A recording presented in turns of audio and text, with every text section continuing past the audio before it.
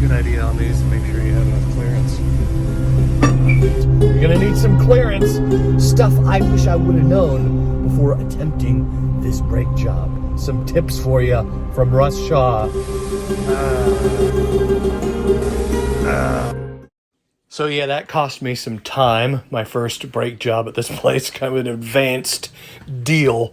But I did have to put it back together, lower the vehicle to the ground, roll it forward, put it on a floor jack, and then redo that side after I did the other 3 wheels.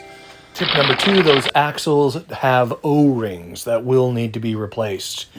You don't know how long they've been on there, and they spin with the wheel, so there's some friction, and I recommend strongly replacing those O-rings. And this, from my parts box, leads me to tip number 3, the one-time use bolts. That's right, all of these bolts need to be replaced according to the Ford engineers. You get them from your Ford dealer. I don't know where else you get them. I suppose the other parts companies make them. I don't know. Could you reuse the old bolts? Now, this is one of those disclaimer, right? Like as a Ford tech, I'm going to say that you should do everything the way Ford tells you to do it. But if you're poor, right? I don't know what these bolts cost.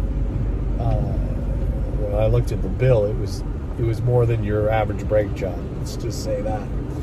So, could you reuse the bolts? What it looked like to me, and again, this is disclaimer, be safe always. What it looked like to me was that they used a kind of thread lock. Like each bolt, when I opened the baggies, had a thread lock stuff on it. So, for whatever that's worth, or you can just buy a thread lock and reuse the bolts. I suppose you could do that, but that's your own discretion.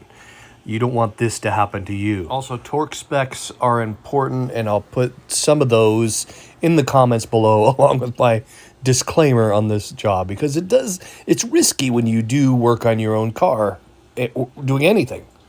Okay, so moving on to the front brakes, we have our holy brake rotors.